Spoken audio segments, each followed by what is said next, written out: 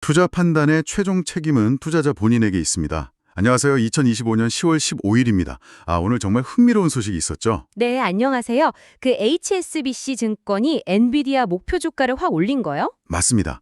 기존 179달러에서 320달러로 이게 무려 78% 상승 여력이 있다는 거잖아요. 그렇죠. 거의 2배 가까이 올린 셈인데 상당히 파격적이죠. 네. 그래서 이게 도대체 어떤 근거로 나온 전망일까? 단순히 시장 분위기 때문일까? 아니면 정말 뭔가 확실한 분석이 있는 걸까? 궁금해지더라고요. 분명 뭔가 이유가 있겠죠. HSBC가 그냥 올리지는 않았을 테니까요. 그래서 오늘 저희가 이 HSBC 분석을 좀 중심으로 해서요. 당신이 보내주신 여러 자료들을 같이 보면서 이 AI 혁명의 중심에 산 엔비디아, 그 진짜 가치와 미래 성장성을 한번 깊이 파헤쳐 보려고 합니다. 좋습니다. 거시적인 환경부터 엔비디아만의 강점, 또 위험 요인까지 다각도로 살펴보면 좋겠네요. 네, 이 정보들이 당신의 투자 결정이나 시장 이해에 어떤 의미를 가질지 한번 같이 집중해서 들어보시면 좋을 것 같습니다. 자, 그럼 본격적으로 시작해 볼까요? 네, 우선은 역시 큰 그림부터 봐야겠죠. 2025년 현재 반도체 산업이 그야말로 AI, 특히 생성형 AI 덕분에 엄청난 호황을 맞고 있잖아요. 맞습니다. 올해 시장 규모만 해도 거의 7천억 달러에 육박할 거라는 전망이니까요. 어마어마하죠. 6,970억 달러요. 정말 대단한 숫자인데 이 흐름 속에서 엔비디아의 위치는 어느 정도인가요? 엔비디아는 사실상 AI 칩 시장에서는 거의 독보적이라고 봐야죠. 점유율이 80% 이상이니까요. 80%요? 네. 이제 AI라는 게 단순 기술 트렌드를 넘어서 거의 산업 인프라처럼 되어가고 있잖아요. 그렇죠. 모든 분야에서 AI를 도입하려고 하니까요. 바로 그겁니다. 그러다 보니 그 핵심 부품인 엔비디아 GPU는 새로운 석유다. 이런 비유까지 나올 정도로 중요해졌어요. 디지털 시대의 새로운 석유. 비유가 아주 적절한 것 같습니다. 네. 기술 가치를 넘어서 경제 구조 자체를 바꾸는 동력이 된 거죠. HSBC가 주목한 것도 바로 이 지점인 것 같아요. 예전에는 주로 대형 클라우드 기업들, 아마존이나 마이크로소프트, 구글 같은 하이퍼스케일러들이 주 고객이었잖아요. 네, 맞아요. 수요의 대부분을 그쪽에서 차지했었죠. 근데 이제는 일반 기업들도 자체 AI 인프라를 구축하려고 하고 연구기관이나 스타트업, 심지어는 국가 차원에서도 AI GPU를 대량으로 필요로 한다는 거죠. 정확합니다. AI GPU 시장, 그러니까 템 자체가 엄청나게 커지고 있다는 분석이에요. 그렇다면 엔비디아의 성장이 이게 그냥 반짝하는 게 아니라 AI 기술이 점점 더 보편화되면서 구조적으로 계속 이어질 수 있다. 이런 의미로 볼 수 있겠네요. 네, 바로 그 점입니다. 특정 소수 고객에 의존하는 게 아니라 수요 기반이 훨씬 넓고 다양해지고 있다는 거죠. 이건 장기적으로 봤을 때 굉장히 긍정적인 신호예요. 훨씬 안정적인 성장 기반이 마련된다는 뜻이군요. 그렇죠. 금융, 제조, 의료, 유통 정말 안 쓰이는 곳을 찾기 어려울 정도로 확산되고 있으니까요. 알겠습니다. 자, 그럼 이제 HSBC가 목표 주가를 왜 그렇게 공격적으로 320달러까지 올렸는지 그 구체적인 이유들을 한번 파고 들어가 보죠. 첫 번째가 예상을 뛰어넘는 데이터 센터 매출 성장 가능성이었죠. 네, 이게 아주 핵심적인 이유 중 하나입니다. HSBC는 엔비디아의 2027 회계연도 데이터 센터 매출을요, 월가 컨센서스인 2,580억 달러보다 무려 36%나 높은 3,510억 달러로 전망했어요. 36%나요? 와, 월가 예상치보다도 훨씬 높게 본 거네요. 그렇습니다. 연평균 성장률로 환산해도 어마어마한 수치죠. 이런 전망의 배경에는 최근에 얘기 나오는 여러 대규모 AI 프로젝트들이 있는 거고요. 혹시 그 오픈 AI의 스타게이트 프로젝트 같은 것도 관련이 있을까요? 네, 그런 초대형 프로젝트들이 가시권에 들어왔다는 점이 크게 작용한 걸로 보입니다. 그 스타게이트 관련해서 순환거래라는 구조 이야기가 나오던데 이게 좀 흥미롭더라고요. 이게 정확히 뭔가요? 엔비디아에게는 어떤 이득이 있는 건지 쉽게 설명해 주실 수 있을까요? 네. 그게 뭐냐면 쉽게 말해서 이런 구조예요. 예를 들어 엔비디아가 오픈 AI 같은 AI 회사에 투자를 해요. 네. 그럼 오픈 AI는 그 돈으로 오라클 같은 클라우드 회사랑 대규모 서비스 계약을 맺고요. 아하. 그럼 마지막으로 오라클은 그 늘어난 수요를 감당하려고 다시 엔비디아한테서 GPU를 대량으로 사오는 거죠. 아, 그러니까 돈이 이렇게 한 바퀴 돌아서 결국 다시 엔비디아 매출로 잡히는 그런 구조군요. 그렇죠. 약간 그런 모양새가 되는 거죠. 엔비디아 입장에서는 투자를 통해서 미래 기술도 지원하고 그 돈이 결국 자사 GPU 판매로 이어지게 만드는 뭐랄까 선순환 고리를 만드는 셈이죠. 와, 정말 영리한 전략인데요. 단순히 칩만 파는 게 아니라 생태계 전체를 장악하려는 의도도 보이네요. 네, 상당히 전략적인 접근입니다. 핵심 플레이어들과 파트너십도 강화하고 또 오라클 같은 파트너를 통해서 안정적인 수요처도 확보하고요. 물론 뭐 일각에서는 이게 약간 인위적인 수요 아니냐 이런 비판도 있긴 합니다만 그럴 수도 있겠네요. 그 지속 가능성에 대한 의문은요. 자, 그럼 두 번째 이유로 넘어가 보죠. 공급망 병목 현상이 완화된다는 점. 이게 한동안 엔비디아 성장의 발목을 잡는 요인이었잖아요. 특히 TSMC의 코어스 패키징 기술 문제예요. 아, 맞습니다. 코어스, 그게 칩 온 웨이포 온 서브스트레이트의 약자인데요. 이게 고성능 GPU 칩이랑 여러 개의 HBM 메모리를 아주 촘촘하게 연결하는 핵심 기술이거든요. 네, 데이터 이동 거리를 줄여서 성능을 높이는 기술이라고 들었습니다. 그렇죠. 근데 이게 공정이 워낙 복잡하고 수율 잡기도 어려워서 AI GPU 수요가 폭증하는데 TSMC 생산량이 못 따라갔던 거예요. 만들고 싶어도 못 만드는 병목 현상이 심각했죠. 그런데 이제 그 공급량이 크게 늘어날 거라는 신호가 있다는 거죠. 구체적으로 얼마나 늘어나는 건가요? 네, HSBC 분석을 보면요. 엔비디아가 확보한 걸로 추정되는 2027년 회계연도 기준 코어와스 웨이퍼 할당량이요. 기존의 연간 한 48만 개 정도였는데 이게 70만 개 수준까지 늘어날 걸로 예상돼요. 48만 개에서 70만 개요? 와, 거의 140% 가까이 증가하는 거네요. 네, 엄청난 증가죠. 이건 TSMC가 그동안 투자했던 코어스 증설 효과가 이제 본격적으로 나타나기 시작했다. 이렇게 볼 수 있는 거죠. 그럼 이게 실제 매출에는 어떤 영향을 주는 건가요? 그냥 생산량이 늘어나는 것 이상으로요? 이게 아주 중요한데요. 그동안은 수요가 아무리 많아도 공급이 안 돼서 못 팔았던 물량이 있었단 말이에요. 아, 그렇죠. 주문이 밀려 있었다고 하죠. 네. 근데 이제 그 공급 제약이 풀리니까 그동안 충족시키지 못했던 잠재 수요까지 다 소화하면서 매출이 이전보다 훨씬 가파르게 성장할 수 있는 발판이 마련됐다는 의미입니다. 생산 능력 확대가 바로 실질적인 매출 증대로 이어질 가능성이 아주 높아진 거죠. 잠재력이 현실화된다는 거군요. 아주 긍정적인 신호네요. 자, 마지막 세 번째 동력은 고객 기반 확대입니다. 아까 잠깐 얘기했지만 기존 하이퍼스케일러 중심에서 벗어나서 고객층이 넓어지고 있다는 점이죠. 네, 이 부분도 장기적으로 보면 매우 중요합니다. 과거에는 엔비디아 데이터 센터 매출이 뭐 AWS, 애저, 구글 클라우드, 이 소수 기업에 너무 집중되어 있었어요. 네, 그 기업들 투자 계획에 따라 실적이 좌우될 위험이 있었죠. 그렇죠. 근데 요즘은 자체 AI 모델을 개발하거나 프라이빗 클라우드를 구축하려는 일반 기업들 수요가 정말 많이 늘었어요. 또 국가 안보나 산업 경쟁력 차원에서 자체 국가 AI 인프라 구축에 나서는 정무들도 아주 중요한 고객으로 떠오르고 있고요. 구체적인 사례 같은 게 있을까요? 뭐 최근에 마이크로소프트랑 맺었다는 수십억 달러 규모의 AI 인프라 계약이 대표적이고요. 또 좀 흥미로운 건 엔비디아가 블랙록이나 일론 머스크의 xAI 같은 곳과 같이 컨소시엄을 만들어서 한 400억 달러 규모의 데이터 센터 운영 기업 얼라인드 데이터 센터를 인수했다는 점이에요. 데이터 센터 회사를 직접 인수했다고요? 그건 좀 의외인데요. 단순히 칩만 파는 게 아니네요. 네, 이게 엔비디아가 단순 칩 공급사를 넘어서 데이터 센터 설계부터 운영까지 AI 인프라 전반으로 영향력을 확대하려는 시도로 보여요. 어쩌면 나중에는 칩뿐만 아니라 아예 최적화된 데이터 센터 솔루션까지 통째로 제공하는 모델을 생각하는 걸 수도 있죠. 오, 턴키 방식으로요? 네. 동시에 이건 특정 고객에 대한 의존도를 낮추고 점점 커지는 엔터프라이즈나 국가 단위 시장을 직접 공략하려는 다변화 전략이기도 하고요. 결국 고객 기반 확대는 안정성과 성장성을 동시에 잡는 핵심 요소라고 할 수 있습니다. 들어보니까 HSBC의 낙관론이 그냥 나온 게 아니라 이런 구체적인 변화들에 기반하고 있다는 게 느껴지네요. 데이터 센터 매출 급증, 공급망 개선, 고객 다변화까지. 그런데요, 엔비디아가 이렇게 압도적인 위치에 있는 게 단순히 하드웨어 성능 때문만은 아닐 것 같아요.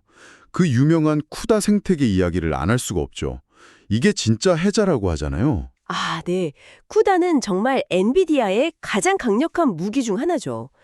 CUDA, 이게 Compute Unified Device Architecture의 약자인데 엔비디아 GPU를 써서 병렬 컴퓨팅을 할 수 있게 해주는 플랫폼이자 프로그래밍 모델이에요. 네, 개발자들이 GPU를 쉽게 활용하게 해주는 거죠. 그렇죠.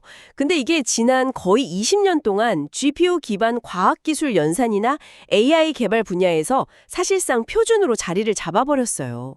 전 세계 수많은 개발자들이랑 기업들이 이미 엄청난 시간과 돈을 들여서 CUDA 기반으로 AI 모델이랑 소프트웨어를 다 만들어 놨다는 게 문제죠. 그렇다면 만약에 경쟁사, 예를 들어 AMD가 아무리 성능 좋은 GPU를 내놔도 개발자들이 이걸 버리고 넘어가기가 현실적으로 어렵다는 거군요. 바로 그겁니다. 만약 AMD GPU를 쓰려면 기존 CUDA 코드를 AMD의 ROCm 환경에 맞게 바꾸거나 아예 새로 짜야 하거든요. 그게 그렇게 어려운 작업인가요? 이게 그냥 코드 몇 줄 바꾸는 수준이 아니에요. 전체 시스템 성능 검증하고 버그 잡고 최적화하고 굉장히 복잡하고 시간과 비용이 많이 드는 일입니다. 특히 이미 서비스 중인 시스템을 바꾸는 건 기술적인 위험 부담도 크고요. 이걸 전환 비용이라고 하는데 이 비용이 너무 높으니까 웬만하면 그냥 검증된 CUDA를 계속 쓰려고 하는 거죠. 아하, 일종의 락인 효과군요. 네, 이게 바로 경쟁사들이 하드웨어 성능만으로는 넘보기 힘든 아주 강력한 소프트웨어 해자 역할을 하는 겁니다. 하드웨어 격차는 따라잡힐 수 있어도 이 수십 년 된 생태계 벽은 훨씬 넘기 어렵죠. 정말 강력한 방어막이네요. 그런데 여기에 만족하지 않고 하드웨어 혁신 속도도 엄청나게 빠르잖아요. 지금 주력인 블랙웰 아키텍처 기반 GPU가 이제 막 나오기 시작했는데 벌써 2026년에는 차세대 루빈 플랫폼을 내놓겠다고 예고했더라고요. 1년 단위 혁신이라니 정말 숨가쁜데요. 네, 맞아요. 최근 GTC에서 로드맵 주기를 기존 2년에서 1년으로 단축하겠다고 발표해서 다들 놀랐죠. 블랙웰이 이제 막 고객한테 가기 시작했는데 내년엔 블랙웰 울트라, 26년엔 완전히 새로운 루빈, 27년엔 또 루빈 울트라 이렇게 매년 새 아키텍처를 내놓겠다는 거예요. 와, 정말 대단하네요. 루빈 플랫폼은 차세대 HBM4 메모리도 처음 쓰고 엠블링크 같은 인터커넥트 기술도 더 발전시켜서 성능이랑 효율을 훨씬 더 끌어올릴 걸로 기대되고요. 이렇게 계속 기술 격차를 벌여서 경쟁사 추격을 아예 차단하고 AI 기술 발전에 필요한 더 높은 성능을 미리미리 공급하겠다 이런 강력한 의지를 보여주는 거죠. 기술 리더십을 절대 뺏기지 않겠다는 선언처럼 들리네요. 이런 자신감은 결국 탄탄한 재무 실적이 있으니까 가능한 거겠죠. 실제로 최근 3분기 실적 보면 총 매출 35억 달러, 데이터 센터 매출만 308억 달러, 4분기 가이던스도 375억 달러. 정말 입이 떡 벌어지는 숫자들입니다. 네, 그야말로 기록적이죠. 매출 규모도 그렇지만 영업이익률도 상당히 높아요. 그만큼 시장 지배력과 가격 결정력이 강하다는 뜻이고요. 여기서 중요한 건 이렇게 벌어들인 돈이 다시 R&D 투자로 이어진다는 점입니다. 선순환 구조군요. 그렇죠. 경쟁사들이 따라오기 힘든 규모로 연구개발에 계속 투자해서 기술 격차를 더 벌리고 동시에 CUDA 생태계도 더 강화하고 이게 엔비디아의 지속 가능한 경쟁 우위를 만드는 핵심 동력 중 하나예요. 네, 정말 탄탄해 보입니다. 하지만 이렇게 좋은 이야기만 할 수는 없겠죠. 아무리 잘 나가는 기업이라도 위험 요인은 항상 있으니까요. 이제 엔비디아가 직면한 잠재적 리스크, 도전 과제들도 좀 짚어봐야 할 것 같습니다. 첫 번째는 역시 경쟁 환경 변화, 특히 AMD의 추격이 거세다는 점이죠. 네, AMD를 절대 무시할 수 없죠. 오랫동안 CPU 시장에서 인텔과 싸워온 저력이 있는 회사고 최근 몇 년간 데이터 센터 GPU 시장에서도 엔비디아의 거의 유일한 대안으로 떠오르면서 점유율을 꽤 높여가고 있어요. 차세대 GPU인 MI450으로 엔비디아 루빈이랑 경쟁하겠다고 하던데요. 맞습니다. MI450 시리즈로 성능 경쟁을 예고하고 있고 전통적으로 AMD는 가성비가 좋다는 장점이 있죠. 또 약점으로 꼽혔던 소프트웨어 생태계 ROCm 플랫폼도 계속 개선하면서 개발자 지원을 늘리고 있어요. 아직 CUDA 수준은 아니지만 격차를 빠르게 좁히고 있다는 평가입니다. 실제로 오라클이나 마이크로소프트 같은 대형 클라우드 기업들이 AMD GPU 도입을 늘리고 있다는 소식도 있던데요. 이게 그냥 테스트 수준은 아닌 거죠? 그건 중요한 변화의 신호로 봐야 합니다. 클라우드 기업들 입장에서는 엔비디아에 너무 의존하는 건 부담스럽거든요. 공급망 안정성이나 가격 협상력, 기술 선택 유연성 측면에서 여러 공급사를 두는 게 유리하죠. 그렇죠. 한 회사에만 의존하면 위험하니까요. 네. 그래서 AMD가 성능, 가격, 소프트웨어 면에서 의미 있는 대안으로 떠오르면서 채택 비중을 늘리는 건 자연스러운 현상입니다. 이건 분명 엔비디아의 독점적 지위에 대한 실질적인 도전이고 앞으로 경쟁이 더 치열해질 거라는 신호죠. AMD 말고 또 다른 위협 요인이라면 엔비디아의 큰 고객들이기도 한 하이퍼스케일러들, 구글이나 아마존, 마이크로소프트가 자체 AI 칩을 개발하는 걸 꼽을 수 있겠네요. 직접 만들면 엔비디아 칩을 덜 살 테니까요. 정확합니다. 이게 장기적으로는 엔비디아에게 상당히 큰 부담이 될 수 있어요. 구글은 이미 TPU라는 자체 칩을 오래전부터 쓰고 있고 아마존도 학습용 트레니움이랑 추론종 인퍼렌시아를 개발해서 쓰고 있죠. 마이크로소프트도 마이아라는 칩을 개발했고요. 네, 다들 자체 칩 개발에 열심히 더라고요. 이 회사들은 자기들 서비스나 워크로드에 가장 최적화된 성능과 전력 효율을 내는 맞춤형 칩, ASIC를 직접 설계해서 만들려는 움직임을 계속 강화하고 있어요. 그렇다면 이들의 자체 칩 비중이 늘어나면 엔비디아의 데이터 센터 매출 성장세가 좀 둔화되거나 점유율이 깎일 수도 있겠네요. 네, 그럴 가능성은 충분히 있습니다. 물론 모든 걸 자체 칩으로 대체하긴 어렵겠지만요. 특히 AI 추론 작업이나 특정 서비스에 특화된 대규모 작업 같은 경우에는 자체 칩이 비용 면에서 더 유리할 수 있거든요. 얼마나 대체될 수 있을까요? 일부 분석가들은 좀 공격적으로 봐서 2027년쯤에는 전체 AI 작업의 한 40%까지도 이런 맞춤형 칩이나 FPGA 같은 걸로 전환될 수 있다고 보기도 해요. 물론 이건 아직 불확실하지만 하이퍼스케일러들의 탈 엔비디아 움직임은 분명 장기적인 위험 요인입니다. 마지막으로 외부 환경 변수, 지정학적 리스크도 무시할 수 없겠죠. 미중 기술 패권 경쟁이나 대만 TSMC 의존도 문제는 어떻게 봐야 할까요? 이게 참 예측하기 어려운 부분인데요. 첫째로 미국의 대중국 반도체 수출 통제. 이게 엔비디아 중국 매출에 직접 타격을 주고 있잖아요. 네, 고성능 칩 수출이 막혔죠. 네, 중국이 한때는 정말 큰 시장이었는데 이게 막히면서 크게 위축됐죠. 엔비디아가 성능 낮춤 맞춤형 칩을 내놓고는 있지만 근본적인 해결책은 아니고요. 미중 관계에 따라 언제든 추가 규제가 나올 수 있다는 불확실성이 있죠. TSMC 의존도는 어떤가요? 거의 모든 최첨단 칩 생산을 TSMC가 하잖아요. 그렇죠. 특히 5나노 이하 최첨단 공정은 거의 TSMC 독점인데 이게 대부분 대만에 있다는 게 리스크죠.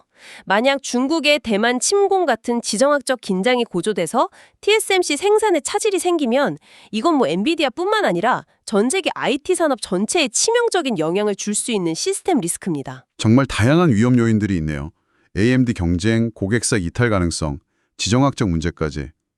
장밋빛 전망만 있는 건 아니군요. 네, 그렇기 때문에 엔비디아의 미래를 볼 때는 이런 성장 동력과 강점뿐만 아니라 이런 잠재적 위험 요인들의 가능성과 파급력까지 함께 고려하는 균형 잡힌 시각이 꼭 필요합니다. 현재 실적만 보고 마냥 낙관하기에는 변수가 너무 많아요. 자, 오늘 정말 많은 이야기를 나눴는데요. 한번 정리를 해보겠습니다. HSBC의 파격적인 목표 주가 상향은 AI 혁명이라는 큰 흐름 속에서 엔비디아가 가진 독보적인 기술력, 시장 지배력, 그리고 성장 잠재력을 높이 평가한 결과로 보입니다. 그렇죠. 기록적인 데이터 센터 매출, 공급망 문제 완화 기대감, 그리고 넓어지는 고객 기반이 그 근거였고요. 네. 게다가 20년 넘게 쌓아온 큐다라는 강력한 소프트웨어 생태계와 블랙웰에서 루빈으로 이어지는 끊임없는 기술 혁신 로드맵도 엔비디아의 현재 가치를 잘 보여주는 부분이고요. 물론 이면에는 AMD의 추격이나 자체 칩 개발 움직임, 지정학적 불확실성 같은 도전 과제들도 분명히 존재합니다. 네, 간과할 수 없는 부분이죠. 하지만 엔비디아 역시 가만히 있는 게 아니라 단순 칩 제조사를 넘어서 하드웨어, 소프트웨어, 네트워킹, 인프라까지 아우르는 통합 AI 플랫폼 기업으로 계속 진화하고 있다는 점을 봐야 합니다. 또 AI 시장 자체가 워낙 빠르게 크고 있어서 경쟁 심화가 꼭 제로섬 게임이 아닐 수도 있어요. 오히려 전체 파이를 키우는 긍정적인 측면도 있을 수 있고요. 결국 엔비디아를 볼 때는 단기적인 주가 등락보다는 기술 발전과 산업 지형 변화를 이끄는 핵심 기업으로서의 장기적인 가치에 초점을 맞춰야 한다는 말씀이시네요. 네, 그런 관점에서 접근할 필요가 있다고 봅니다. 그런 면에서 보면 HSBC가 제시한 $320 목표 주가는 현재 시점에서 여러 긍정적, 부정적 요인을 종합적으로 고려한 하나의 합리적인 기대치로 평가해 볼 수 있겠군요. 물론 앞으로도 계속 지켜봐야겠지만요. 맞습니다. 자, 오늘 저희가 함께 살펴본 것처럼 엔비디아는 정말 엄청난 기회와 도전을 동시에 안고 있습니다. 여기서 저는 당신께 마지막으로 한 가지 질문을 던져보고 싶은데요. 네, 어떤 질문이신가요? 앞으로 몇 년 후에도 엔비디아가 지금처럼 압도적인 독점적 지위를 계속 유지할 수 있을까요?